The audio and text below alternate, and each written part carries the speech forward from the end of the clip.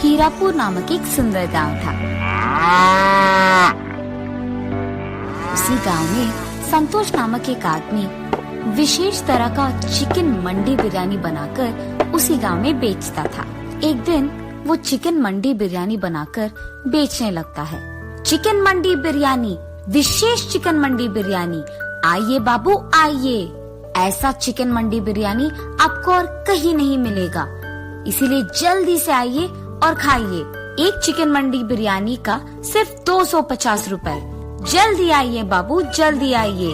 उसके ऐसे चिल्ला चिल्ला कर बेचने के कारण आते जाते लोग उसी के मंडी के दुकान जाकर वहाँ बिरयानी को खरीद कर खाते थे। अरे संतोष, तुम्हारे तरह ये विशेष बिरयानी और कोई नहीं बना सकता।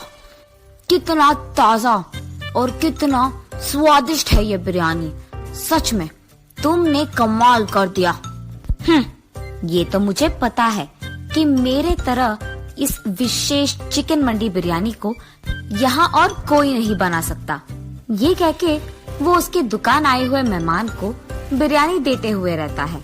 ऐसे ही इसके स्वादिष्ट बिरयानी बनाने के कारण उसके ही नहीं बल्कि आसपास के सारे गांव वाले भी संतोष के मंडी दुकान आके ही बिरयानी खाते थे।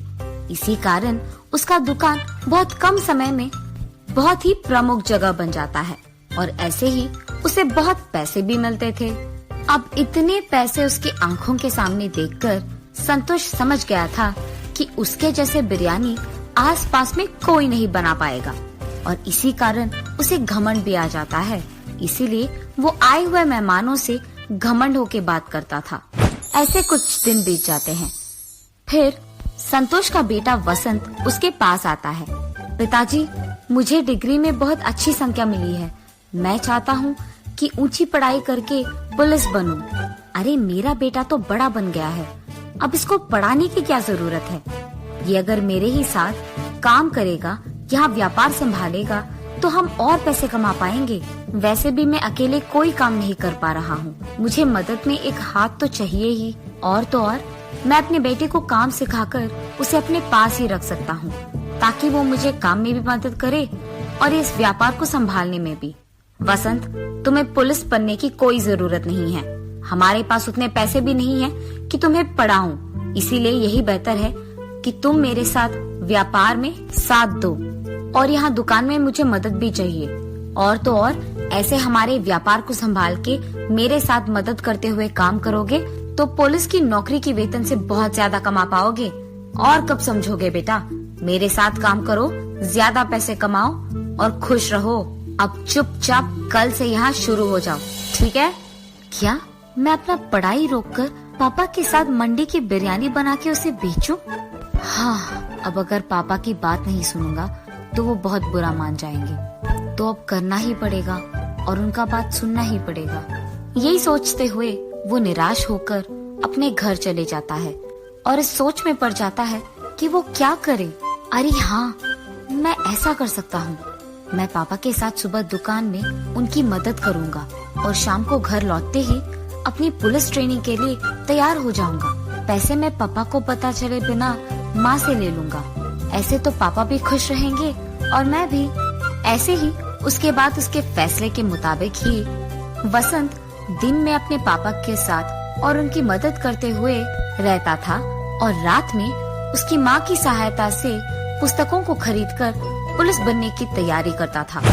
ऐसे कुछ दिन बीत जाते हैं। फिर उसकी परीक्षा का वक्त आता है। परीक्षा के दिन सुबह वो उसके पिता के साथ दुकान नहीं जाता है बल्कि वो अपना परीक्षा खत्म करके वहाँ से दुकान चले जाता है और हर रोज की तरह उसके पिता की मदद करने लगता है। लेकिन रात भर की पढ़ाई के कारण उसे बहुत नींद आने लगती है और वो दुकान में काम करने के बजाय गहरी नींद आने के कारण टेबल पे सो जाता है। टेबल पे सो जाना वसंत के पिता संतोष देखते हैं और गुस्से में उसके पास जाकर ऐसे कहते हैं, वसंत, वसंत, सुबह सुबह तुम्हें नींद क्यों आ रही है? तुम रात भर सोए नहीं? जी पापा, वो मुझे नींद आ गई अचानक तो मैं सो गया, माफ कीजिए, मैं काम करना शुरू कर दूंगा। वसंत, तुम ऐसे ही करोगे तो अमीर छोड़ो नालायक बन जाओगे। और इतना ही नहीं, ये दुकान ही हमें वो पैसा देगा जिसके सपने हम देख रहे हैं। ऐसे ही सोते रहोगे तो सपना सच कब करोगे?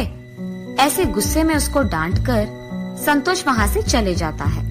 वसंत की परीक्षा खत्म हो जाने के कारण वो अगले दिन से हर रोज की तरह उसके पिता के दुकान जाकर सारे काम वैसे के वैसे ही करने लगता है और उसके परीक्षा के परिणाम का इंतजार भी करता है। कुछ दिन बाद उसके परीक्षा के परिणाम आ जाते हैं। उसमें वसंत के अच्छे मार्क्स आने के कारण उसे जल्द ही पुलिस की ट्रेनिंग के लिए जाने की जरूरत पड़ जाती है। तो इसका मतलब ये हुआ कि मेरे कहने के बावजूद तुमने पढ़ाई करके पुलिस की नौकरी के लिए कोशिश किया है।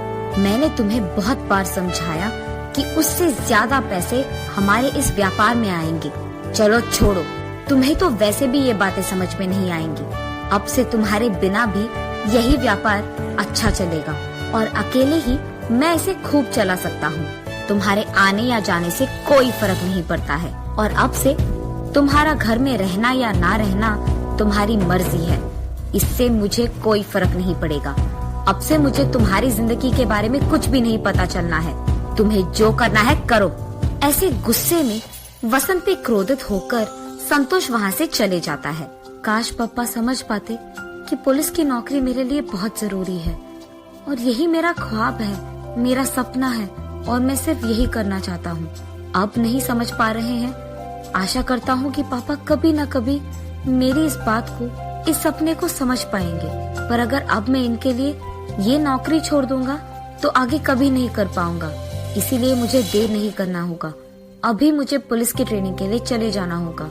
उसके फैसले के मुताबिक ही कुछ ही महीनों में वो पुलिस की ट्रेनिंग के लिए चले जाता है। ट्रेनिंग खत्म करते ही उसके अपने गांव के पड़ोस गांव में उसको इंस्पेक्टर का नौकरी मिलता है। जब वो अपने पिता के पास ये खुशखबरी देने जाता है तो वो उनसे बात तक नहीं करते हैं और उनका मुंह मोड़ के वहाँ से चले जाते हैं। वसंत उसकी नौकरी बहुत इज्जत और जिम्मेदारी से निभाता है और इसी कारण उस सारे गांव में और पड़ोसी गांव में भी उसकी बहुत तारीफ करते थे।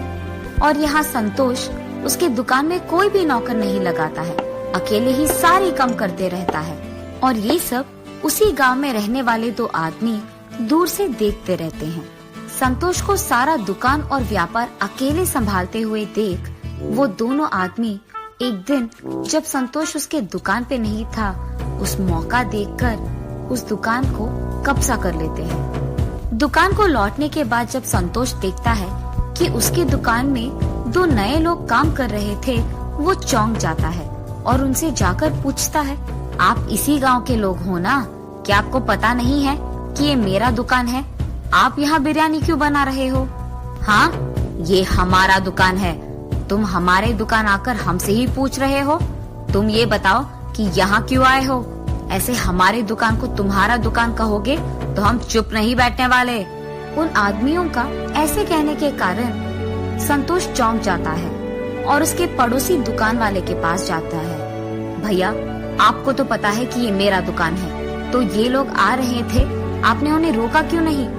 अरे वाह, जब हमें तुम्हारी जरूरत थी तो तुम बहुत घमंड थे। अब जब तुम्हें हमारी जरूरत आ गई तो हम क्यों तुम्हारी मदद करें? चलो जाओ यहाँ से।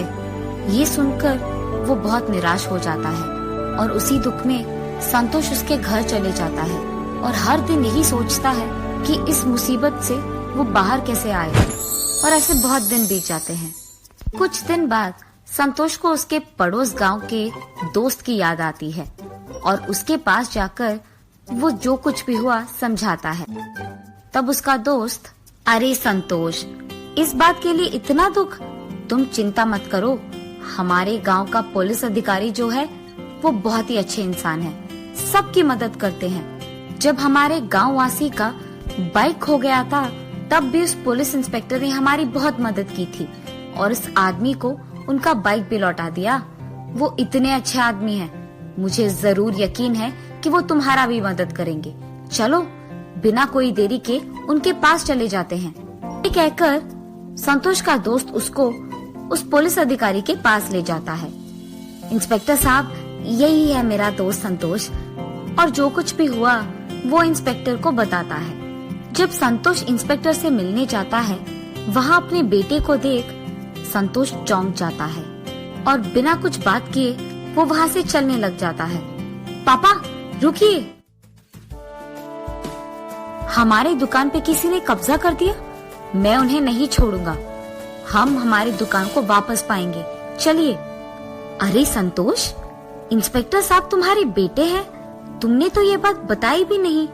अरे अब चिंता करने की कोई जरूरत नहीं, तुम्हारा बेटा है, ये काम करके ही वापस आएगा, चलो हम भी उसके साथ जाते हैं। और ऐसे वो तीनों संतोष के दुकान के पास जाते हैं। वहाँ दो और लोगों को काम करते हुए देख, हम सालों से इस दुकान में काम कर रहे हैं, तुम्हारी इतनी जुर्रत कि तुम यहाँ कब्जा करके बिरयानी बना के बेच रहे हो, हमारी दुकान हमें वापस कर दो, वरना तुम्हें तो मैं छोड़ूंगा नहीं। अरे साहब, हमें तो पता भी नहीं था कि ये आपका दुकान है, हमने इसका कब्जा कर दिया और उसके लिए हमें माफ कर दीजिए, हमें हमारी गलती का एहसास हो गया है, आप आपकी दुकान को वापस ले लीजिए, हम यहाँ से चले जाएंगे साहब। आइंदा अगर ऐसे ही किसी का दुकान या कुछ भी कब्जा किया तो देखना क्या होगा। जी साहब, माफ कीजिए। उसके बाद वसंत उसके पिता संतोष को और संतोष के दोस्त दोनों को उसके घर ले जाता है। बेटा, मैंने तो तुम्हारी बात भी नहीं सुनी थी, पर फिर भी तुमने मेरे खिलाफ कोई भी गुस्सा नहीं रखा है, और जब मुझे तुम्हारी जरूरत पड़ी तो तुमने ही हमारी दुकान को उन लोगों के कब्जे से आजाद किया। अगर तुम पुलिस की नौकरी नहीं करते या पुलिस की पढ़ाई नहीं करते तो आज ऐसा नहीं होता।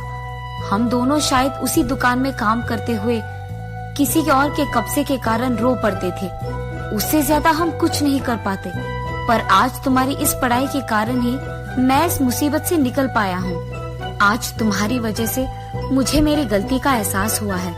कोई भी नौकरी करते हुए ज्यादा पैसे कमाकर घमंडी रहना सही नहीं है। तुम्हारी तरह अच्छी पढ़ाई करके, मेहनत करके काम करते हुए सारे गांव वालों का इज्जत कमाना सच्चा काम है, और यही नेक और ईमानदार काम है। ये मैं समझ नहीं पाया बेटा, और इसके लिए मुझे माफ कर दो।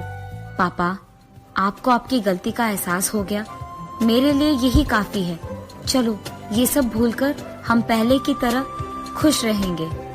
तब से संतोष घमंडी व्यवहार छोड़कर सभी के साथ अच्छे से बात करते हुए, मेहनत से काम करते हुए उसके व्यापार को संभालते रहता है, और दूसरी तरफ उसका बेटा वसंत पुलिस की नौकरी करते हुए सबकी सहायता करते हुए खुश रहता है।